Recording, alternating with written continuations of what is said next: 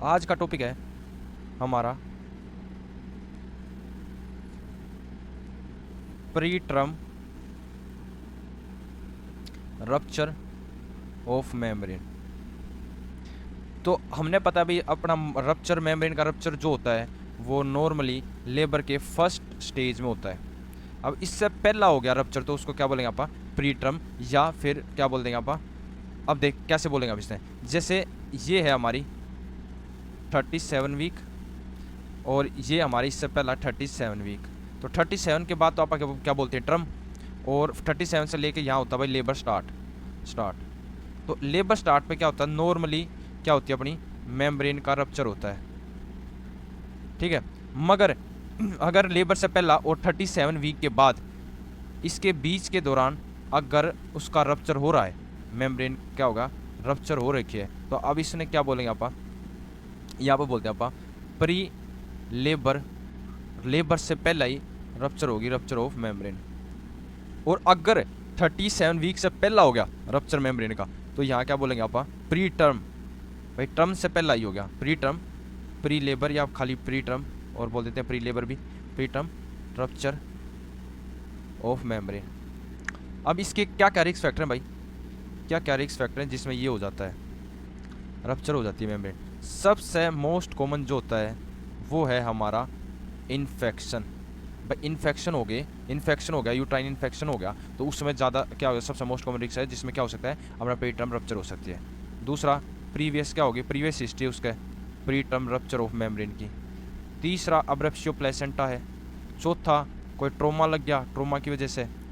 या पांचवा जैसे हाई स्ट्रेच्ड क्या होगी, हाई स्ट्रेच होगी अपनी, हाई स्ट्रेचिंग ऑफ यूट्रस। भाई यूट्रस ज़्यादा स्ट्रेच होगी जिसकी वजह से मेम्ब्रेन जो होगी वो फट गई, मेम्ब्रेन ज़्यादा स्ट्रेच होगी। अब इसमें क्या क्या, जैसे पॉलीआइडोमिनोज या फिर तेरा मल्टी फीटल प्रेगनेंसी होगी, ठीक है, ट्विन प्रेगनेंसी, ट्रिपलेट वगैरह।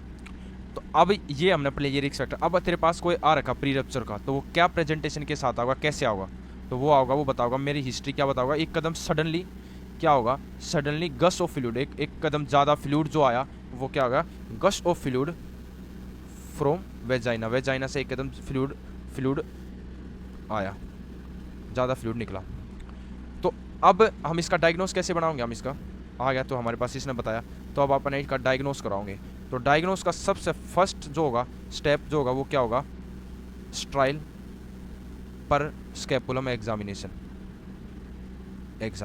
तो आपने एग्जामिनेशन करा पर स्केपुलम, तो आपने क्या क्या दिखेगा उसके अंदर, तो उसके दिखेगा एक तो पुलिंग क्या हो रखा होगा, पुलिंग हो रखा होगा फ्लूइड का इकट्ठा हो रखा होगा किसमें, वेजाइनल, इन वेजाइनल वोल्ट, वेजाइना के अंदर।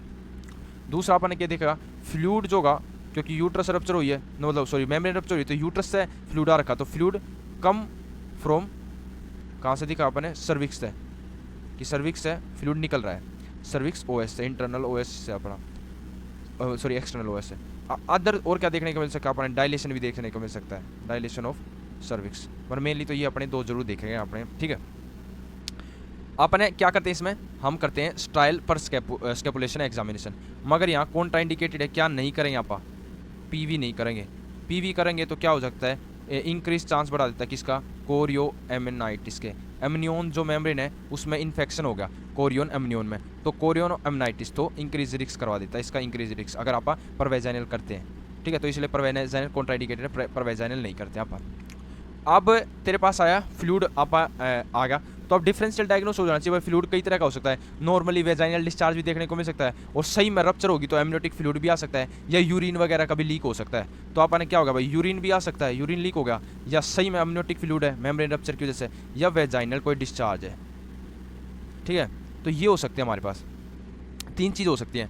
तो सबसे पहला तो आपने जैसे यूरिन का क्या होता है, यूरिन होगा तो उसमें कोई ऑर्डर होगा, कोई बदबू होगी, और लीक जो होगा वो स्टॉप हो जाएगा कब, आफ्टर ब्लैडर एम्पटी। अगर ब्लैडर खत्म हो जाता है, लीक हो रहा है और लीक होता रहा और ब्लैडर खत्म हो गया उसके बाद तो क्या होगा, लीक स्टॉप हो जाएगा आफ्टर ब्लैडर एम्पटी। मगर ऐसा इसमें नहीं होगा, इसमें लीक होता रहेगा, ठीक है। मगर इसमें ऐसा नहीं होगा कि भाई, और ना इसमें कोई बदबू होगी।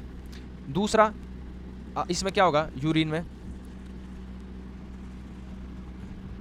अब इसमें हाँ, फिर इसमें अम्नियोटिक फ्लूइड में यहाँ पर टेस्ट करते हैं नाइट्राजीन पेपर टेस्ट, या अपना पीएच का लेवल चेक करेंगे। तो इसका पीएच जो होगा वो कितना होता है, कम होता है इसका पीएच। तो ये किस में कन्वर्ट, कलर किस में आ जाएगा इसका पीएच का, इसका आ जाएगा ब्लू में। और ये सॉरी अल्कलाइन होता है अपना, सॉरी क्या होता है, अल्कलाइन। तो एमनियोटिक फ्लूइड का जो कलर आ जाएगा नाइट्रोजन पेपर वो आ जाएगा ब्लू, क्योंकि इसका पीएच ज़्यादा देखने को मिलेगा और इसका पीएच हमको कम देखने को मिलेगा, तो ये रेड कलर में हो जाएगा। अगला ये होगा वेजाइनल डिस्चार्ज कोई हो रखा है। दूसरा टेस्ट आप कर सकते हैं कोई फ्रम टेस्ट, ठीक है। इसमें फ्रम लाइक पैटर्न आपने देखने को मिलेगा, फ्रम लाइक पैटर्न ऐसे आप डिस्चार्ज में देखेंगे तो आपने ऐसा पैटर्न देखने को मिलेगा, ठीक है। ये आपने डिफ्रेंशिएट कर लेंगे आप किसमें, मगर इसमें ऐसा नहीं देखने को मिलेगा वेजाइनल डिस्चार्ज में। तो आपने यूरिन का कर लिया डिफ्रेंशिएट, एमनियोटिक फ्लूइड में और वेजाइनल डिस्चार्ज में डिफ्रेंशिएट कर लिया। अब मान ले हमारा हो गया भाई प्रीटर्म रप्चर ऑफ मेम्ब्रेन हो चुका हमारे, ठीक है। एक पेशेंट है उसको देखा हमने, तो उसका प्रीटर्म रप्चर ऑफ मेम्ब्रेन है, तो उससे क्या आउटकम हो सकते हैं, क्या क्या प्रीटर्म रप्चर ऑफ मेम्ब्रेन से हो सकता है। सबसे पहला तो क्या हो सकता है, इसमें डिलीवरी हो जाएगी भाई, delivery within 1 week, 1 week के अंदर अंदर डिलीवरी हो जाती है। तो अब इसमें डिलीवरी हो सकती है। अब दूसरा क्या हो सकता है, मोस्ट कॉमनली क्या कई बार क्या देखने को मिलता है कि भाई जो इन्फेक्शन है वेजाइनल वोट वगैरह से, अब रप्चर होगी मेम्ब्रेन, तो अमनियोन और कोरियोन में क्या होगा, इन्फेक्शन चला गया, तो कोरियो अमनाइटिस देखने को मिल सकता है, ठीक है। तीसरा इसमें आपने कोड जो होगी, जैसे वो रप्चर हुई, हम पढ़ चुके हैं भाई, कोड मेम्ब्रेन रप्चर हुई तो जो अपनी कोड होती है वो क्या आ जाती है, ओएस से बाहर आ जाती है, तो इसको क्या बोलेंगे आप, कोड प्रोलैप्स। तो कोड प्रोलैप्स होने के बाद क्या रिस्क बढ़ जाता है, कोड कंप्रेशन का, भाई कंप्रेशन हो सकता है, जिससे क्या हो सकता है, फिटल डिस्ट्रेस। तो ये आपने ये देखने को मिल सकता है। चौथा आपने कभी कभी खुद अपने आप जो होगा वो लीकेज स्टॉप भी हो सकता है, खुद अपने आप स्पॉन्टेनियसली। अब इसका मैनेजमेंट क्या करेंगे भाई, एक मैनेजमेंट तो आप देखेंगे, मगर इसके आउटकम के हिसाब से मैनेजमेंट देख लेते हैं। तो भाई अगर डिलीवरी करवाओगे तो डिलीवरी का अमाउंट थोड़ा बड़ा वो है मैनेजमेंट, उसको एक बार बाद में देखते हैं। मगर कोरियोन एमनियोन के चांस बढ़ सकते हैं, तो इसलिए आप पेशेंट को मॉनिटर्ड करते रहते हैं, किसके, प्रीटर्म रप्चर ऑफ मेम्ब्रेन के क्या क्या करते रहते हैं, उसका रेस्पिरेटरी रेट, टेम्परेचर, यूट्राइन में क्या टेंडरनेस, तो ये आप उसको मॉनिटर करते रहेंगे। दूसरा यहाँ पे कोड प्रोलैप्स होने का खतरा है, तो कोड कंप्रेस हो जाएगी, जिसकी वजह से फिटल डिस्ट्रेस आ सकता है, तो नॉन फिटल को मॉनिटर करते रहेंगे, किससे, नॉन स्ट्रेस टेस्ट वगैरह करते रहेंगे, ठीक है। और स्पॉन्टेनियस खुद से ठीक हो गया तो ठीक है। अब क्या होगा, उसमें डिलीवरी होने के चांस हो गए, तो इसका मैनेजमेंट क्या देखेंगे आप। तो अगर 34 वीक से पहला है, 34 वीक से लेकर 37 वीक के बीच में है, या 37 वीक से ज़्यादा है, तो अगर 30 वीक से ज़्यादा आया तो क्या करवा देंगे, इंडक्शन ऑफ लेबर करवा देंगे आप, कि भाई डिलीवरी स्टार्ट करवा देंगे।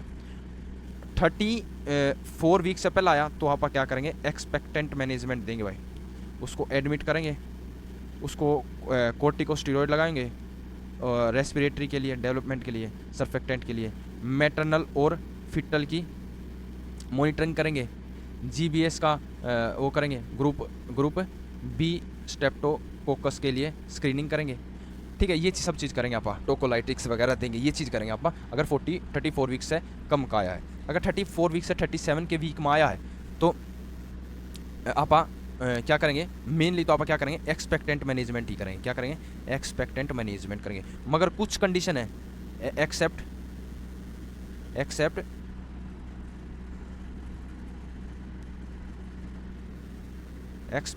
कुछ कंडीशन है, जैसे जिसमें आपने क्या करना पड़ेगा, इंडक्शन ऑफ लेबर करना पड़ेगा। तो कुछ कुछ कंडीशन है, कौन कौन सी कंडीशन भाई, अगर फिटल डिस्ट्रेस है, अब्रेप्सियो प्लेसेंटा हो गया, या तेरा इन्फेक्शन होगा, कोरियो एमनाइटिस, तो ये होगा। इन कंडीशन में क्या करना पड़ेगा, अपने इंडक्शन ऑफ लेबर करना पड़ेगा, किस में, अगर 34 से 37 वीक को गेस्टेशन पीरियड ऑफ गेस्टेशन है तो।